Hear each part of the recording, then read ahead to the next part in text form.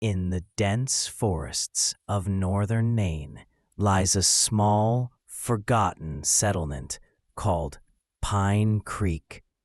Not many people know about it now. In fact, it's been abandoned for decades. What few locals in nearby towns recall are only whispered fragments of a terrifying mystery: the unexplained disappearance of the Westcott family in 1976. The Westcotts were not an ordinary family. Thomas and Margaret Westcott moved to Pine Creek in 1973, seeking peace away from city noise. They brought with them their 3 children, 10-year-old Emily, 7-year-old Daniel, and a baby girl named Sarah. Thomas purchased an old farmhouse on the outskirts, a place shrouded in local rumors about strange lights and unsettling noises at night. At first, the family thrived. They fixed up the house, planted a garden, and kept chickens. The children played in the woods, chasing fireflies, unaware of the sinister history lurking beneath the soil.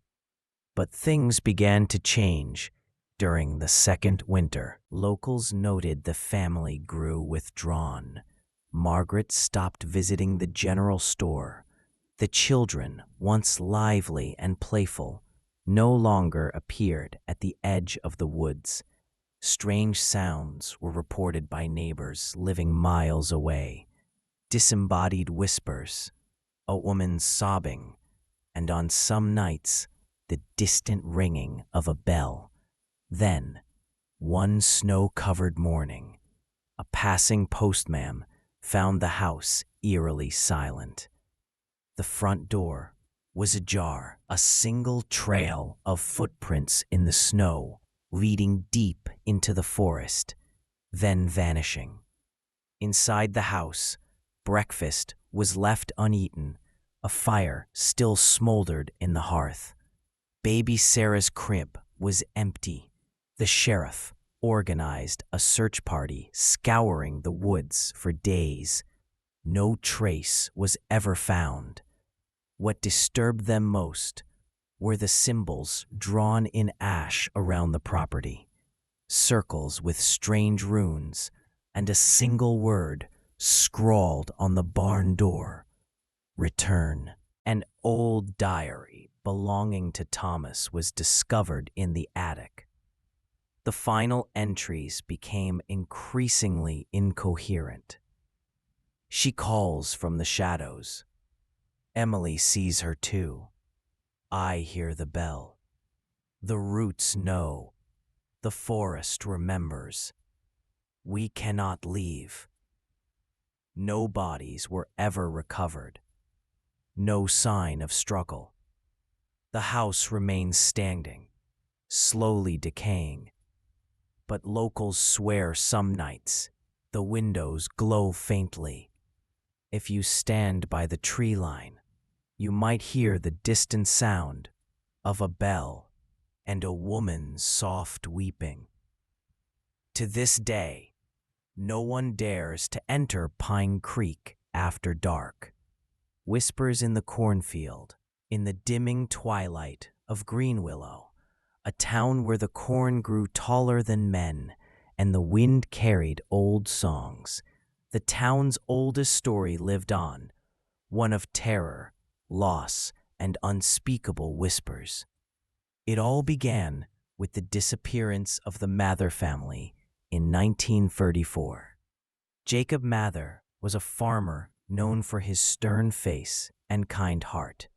He lived with his wife Margaret and their only child, Alice, an 11-year-old girl with golden hair and a laugh that could charm the birds out of the trees. One summer evening, a traveling merchant passing through town noticed the Mather house eerily silent. The lantern by the front porch still burned, and the dinner table was set, but no one was inside. Jacob's truck was parked by the barn. The door swung open as if someone had left in a hurry. What unsettled people most was the cornfield behind the house. At its edge, several cornstalks were trampled, and something resembling symbols was carved into the dirt. Sheriff Calloway was called, but he found no footprints leading away. Only the same eerie symbols scattered deeper into the fields. As night fell, the neighbors gathered with lanterns and dogs, searching the rows of corn. They swore the wind carried whispers that night, voices calling out names that didn't belong to anyone there. The dogs refused to enter the field after a certain point, tails tucked, growling at the shadows between the stalks. By dawn, the searchers found no sign of the Mathers. Only Alice's favorite ribbon, tied to a cornstalk, slick with dew. The house remained abandoned from that day, but locals reported seeing a figure at night, a little girl with golden hair walking between the rows, vanishing before dawn. Those brave enough to visit the field after dark spoke of a low chant beneath the wind, and some claimed to glimpse shapes moving in the corn, never visible when light was cast in their direction. Years passed, but Greenwillow never forgot. And even now, when the wind howls through the fields at night, old folks tell young ones to stay indoors, for Alice still walks, and the whispers follow those who cross her path. The portrait in the attic, years after the Mather family's vanishing, the old house stood as a decaying monument to the town's deepest fear. Windows broken by storms, paint peeling from the siding, and weeds choking the path to the front porch. Yet, for some, curiosity proved stronger than caution. In 1962, two teenage brothers, Emmett and George Carter, dared each other to spend a night inside, armed with a single lantern and an old revolver their father kept for coyotes. They pushed open the heavy front door. The house smelled of damp wood and old paper. Cobwebs clung to the corners of the ceiling. They made their way through the house, the silent kitchen with its rusted stove, the empty sitting room where dust coated every surface. But it was the attic they wanted to see, the place no one had entered in nearly 3 decades. The boys found the attic hatch by flashlight, pulling down the ladder that groaned under their weight. The air above was heavy, suffocating, carrying a metallic scent. What awaited them wasn't much. Boxes of old books, a cradle, moth-eaten curtains. But in the far corner, an easel stood. Upon it, a canvas rested, its surface obscured by a tattered sheet. George, ever the braver of the two, pulled the cloth away. The portrait revealed a family: Jacob, Margaret, and Alice. But something was wrong. The faces were twisted in expressions of horror, eyes wide as if caught in the moment of some unspeakable terror. Worse still, the paint on the portrait was fresh, wet to the touch. Startled, the brothers turned to leave, but a sudden coldness filled the attic. The lantern flickered violently. Whispers surrounded them, soft, almost pleading. "Help us, help us." Emmett grabbed George's arm, pulling him down the ladder. As they reached the bottom floor, the front door slammed shut on its own. The house groaned, the walls seemed to pulse, and from the kitchen doorway, a small figure appeared, a girl with long golden hair, her eyes hollow and black as coal. The brothers fled through a window, never speaking of what they saw. But others claimed the portrait remained in that attic, and on some stormy nights, you could see a light flickering behind the attic window, as though someone still painted, forever capturing the last moments of a doomed family.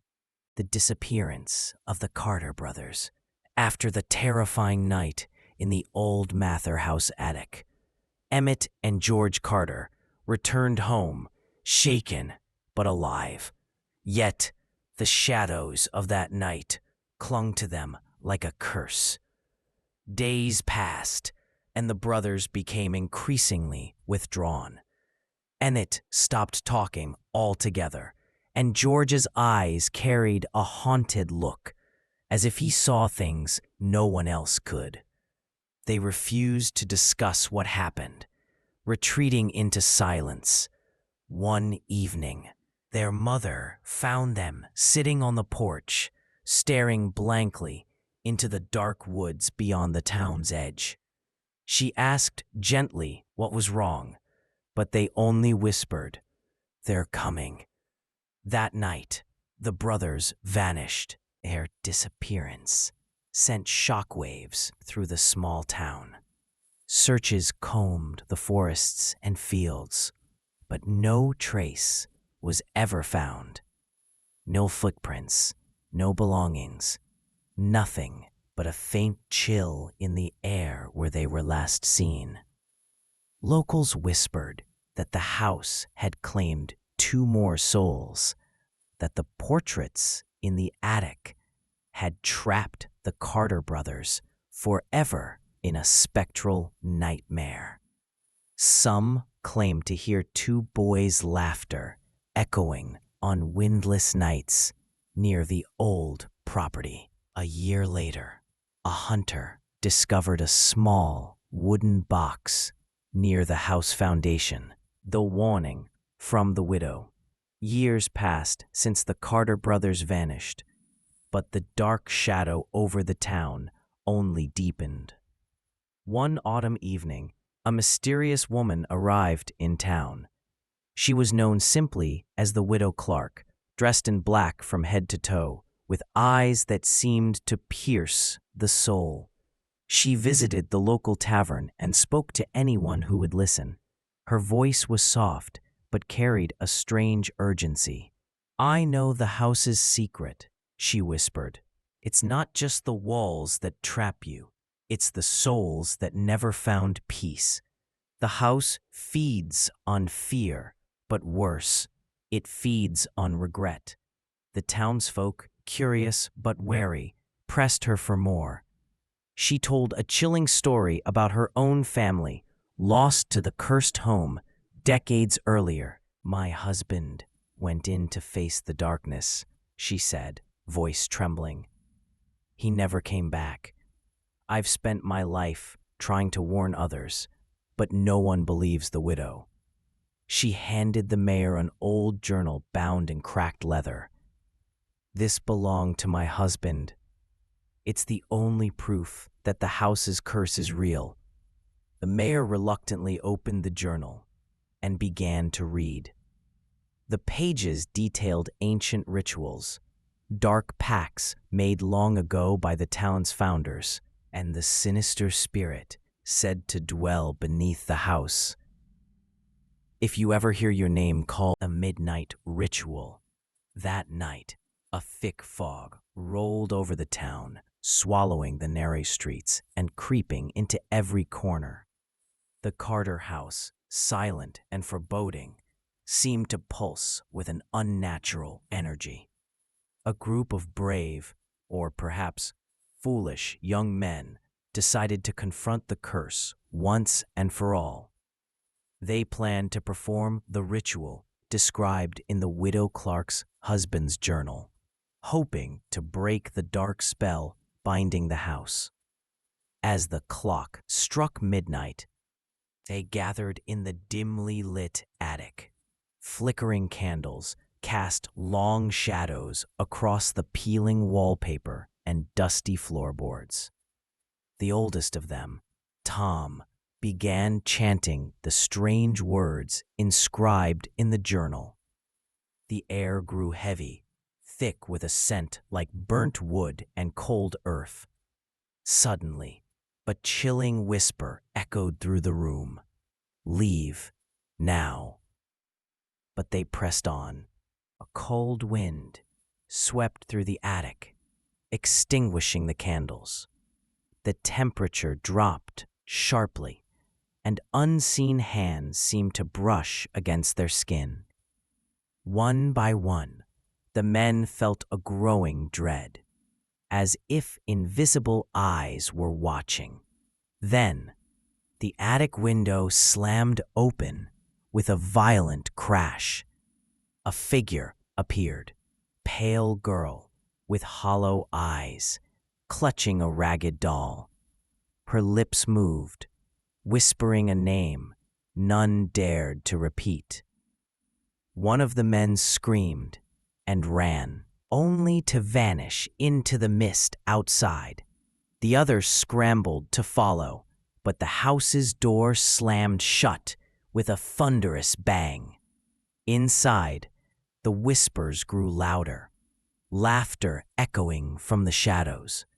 Outside, the fog thickened, swallowing all traces of the house and its dark secrets.